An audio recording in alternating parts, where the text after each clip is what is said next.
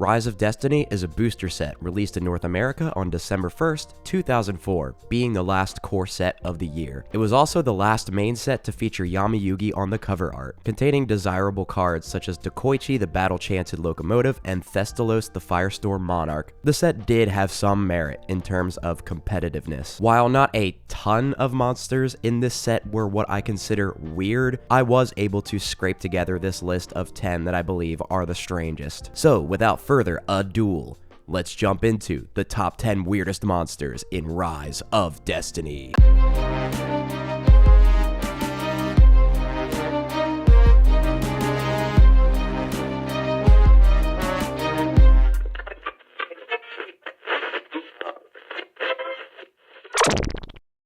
And kicking off the list at number 10 is B.E.S. Big Core. B.E.S. Big Core is a dark, level 6 machine effect monster with 2300 attack and 1100 defense. With this effect, if this card is normal summoned, place 3 counters on it. Cannot be destroyed by battle. At the end of the damage step, if this card battled, remove 1 counter from this card. If you cannot, destroy it. Okay, hear me out. While not looking too weird, the concept and the effect of the card bring it to this list. For starters, this is part of a number of monsters that are all direct references to Konami's video game series Gradius. And the B.E.S. monsters, which is an acronym for Bacterium Empire Series, are all the main bosses of said Gradius games. Them being a direct reference to other franchises definitely gives it weird points for being unique among Yu-Gi-Oh cards. Another reason Big Core makes the list is its effect. While not unique within the actual archetype, which it really didn't have one back when it was released, the ability to be protected from battle using counters of all things was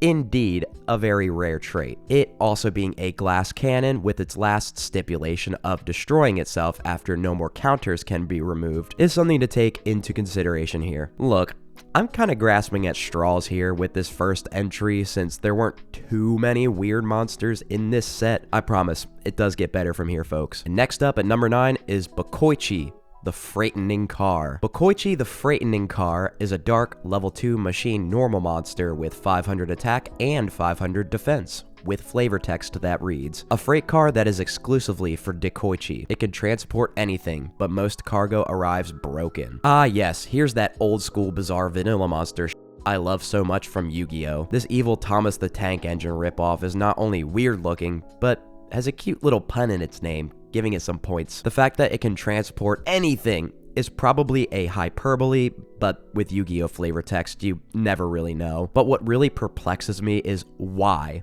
Just why do people even use this train service if almost all of its cargo arrives broken? Like, it's just so pointless at that point. The artwork, while pretty weird, is also kind of dope. You can see its engine Dekoichi in the background chugging along at what I surmise is breakneck speed, all while literal lightning is shooting out of the track, not to mention the Millennium Eye symbols on its face. All in all, while not the strangest of the bunch, we're at least starting to get into more bizarre territory. And at the number 8 spot is Raging Flame Sprite. Raging Flame Sprite is a fire, level 3 pyro effect monster with 100 attack and 200 defense, whose effect says, this card can attack your opponent directly. If this card inflicts battle damage to your opponent by a direct attack, this card gains 1000 attack. I f***ing loved this card as a kid. After obtaining the Blaze of Destruction structure deck, as well as my brother getting the opposing water-based one, Fury from the Deep, I really got into fire monsters as a whole for a while there. While seeming innocuous, Raging Flame Sprite could be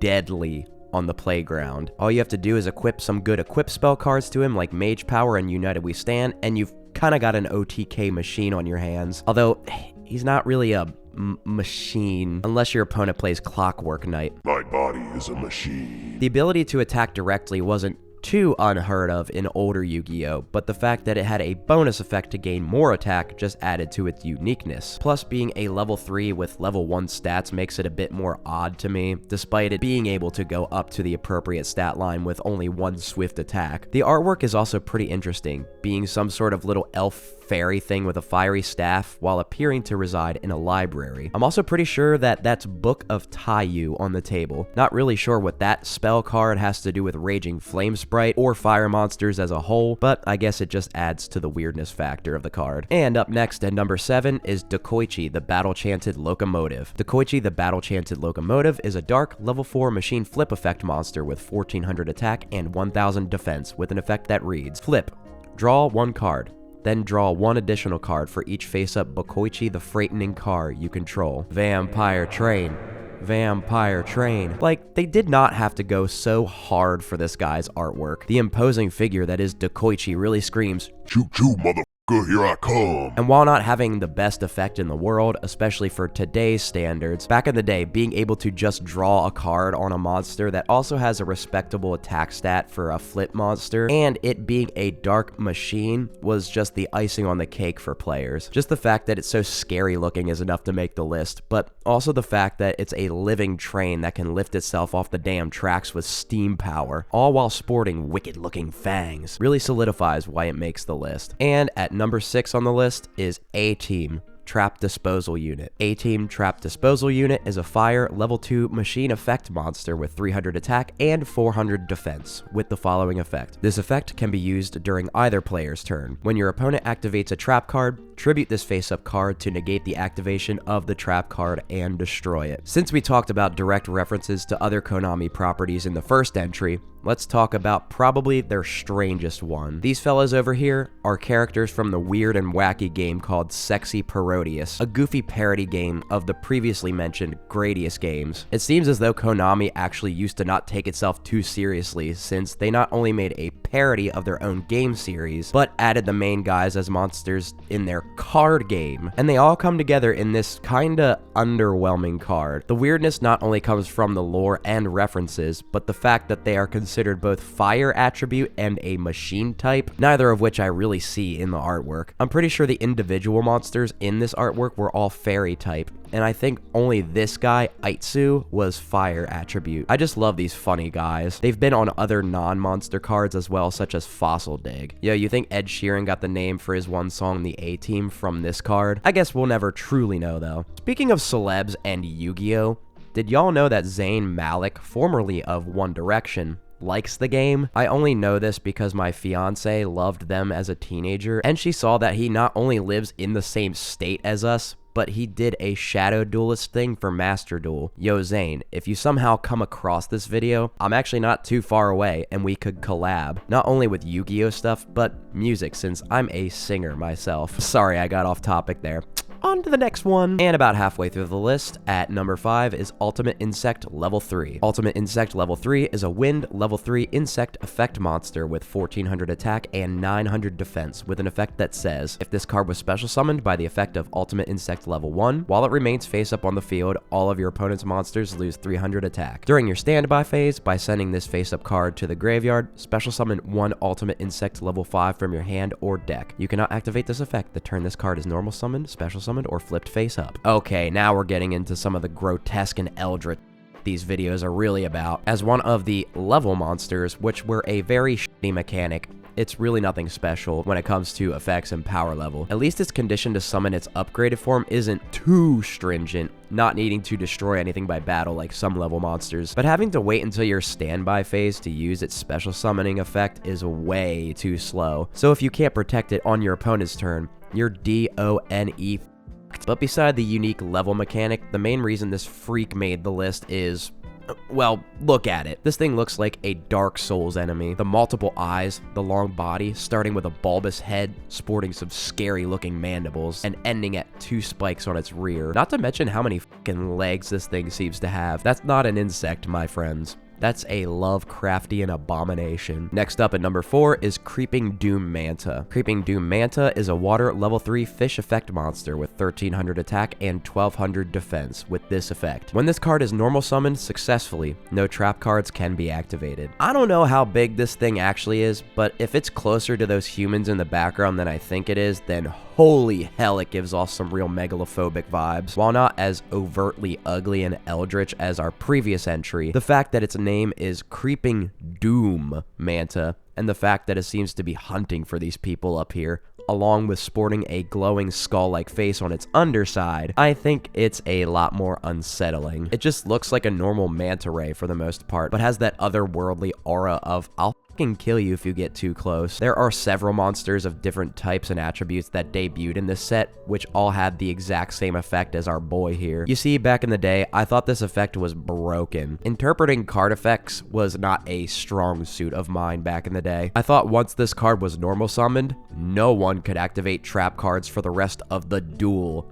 not just on the successful normal summon. Let me know if y'all thought the same thing so I don't feel like as much of a dingus. And at the number 3 spot on the list is Mokey King. Mokey King is a light level 6 fairy fusion effect monster with 300 attack and 100 defense, which requires Mokey plus Mokey plus Mokey plus Mokey as materials to fusion summon, and has the following effect. When this card is removed from the field, you can special summon as many Mokey as possible from your graveyard. Yo, it's the guy in the thumbnail, said everyone watching this part collectively. And if I was right, make sure to subscribe and hit that bell so you don't miss any of these videos. Thanks. I just love the fact that Mokeys have a king, and he's just a literal carbon copy of the smaller ones, just blown up to immense proportions, also being a higher level and having an effect. Even its attack and defense are the same as the OG Mokey. Since Mokey is just some sort of fallen angel based on its flavor text, is this guy kind of like their version of Satan? Whatever it is, I both love and fear it. Just imagine seeing this fucking thing floating overhead, blocking out the sun for a brief second. Pure nightmare fuel. The Mokey family of monsters are just weird all around, and this guy is no exception, making it to a pretty high spot on the list. And the runner-up on the list at number 2 is Invasion of Flames. Invasion of Flames is a fire level 3 pyro effect monster with 1300 attack and 1200 defense, whose effect reads: when this card is normal summoned successfully, no trap cards can be activated. You know how I said that Mokey King was the Satan of the Mokey tribe? Well, here's just Satan. God damn, this thing looks scary. Beside being one of those monsters which trap cards can't respond to when normal summoned, just like Creeping Doom Manta, Invasion of Flames has nothing to do with the others. Like, is it just an all-powerful deity that sets fire to the sky as well as any town or city it touches? That sounds like a freaking nightmare. If I lived in the world of wherever the hell this thing resides, I'd be a nervous wreck 24/7, since he could pop up and kill all of us at any time. Imagine seeing this face manifest in the sky in the real world. I said Mokey King was nightmare fuel, but this thing would be a living nightmare to behold. He doesn't even have a burn effect, despite looking more powerful than a lot of other fire monsters whom have burn effects attached to them. But there's one more fire monster that just so happens to be the number 1 spot on the list, so let's jump into it. And the winner of the weirdest monsters in Rise of Destiny goes to Gaia Soul, the Combustible Collective. Gaia Soul, the Combustible Collective, is a fire level 4 pyro effect monster with 2000 attack and 0 defense, with an effect that says, once per turn you contribute up to 2 pyro type monsters. This card gains 1000 attack for each. If this card attacks a defense position monster, inflict piercing battle damage to your opponent. During the end phase, destroy this card. Listen, I don't even know what the this thing is. I'm assuming whatever it is, it seems to be dwelling in some sort of volcanic area. I can't tell if he's made of rock, smoke, or some sort of organic material. Either way, the thing looks strange as hell. I've always been fascinated and sort of creeped out by singular floating eyeballs, even as a child. Just reference the Mr. Eyes from the Mario franchise. I can only imagine running into this thing staring into your soul. Its effect is kinda unique, being mainly used as a beat stick with some major downsides, since it is a high-statted lower-level monster after all. Not only do you need to tribute monsters to gain attack, but it blows itself up during the end phase. To be fair, it can get up to 4000 attack on a level 4, even being able to go toe-to-toe with Obelisk the Tormentor. I just can't shake the feeling that this thing would make a great SCP, since it's some unknowable being that I just can't put my finger on, making it uncanny as hell. Well, folks, this is the last video on sets from 2004. Next time we convene, we'll be in 2005, where the GX era really starts to ramp up. But that's it for my time, guys. Remember to like the video, subscribe if you're new here to become a scrubscriber, and comment down below what you think the weirdest monsters are in Rise of Destiny. And I will see you guys next time.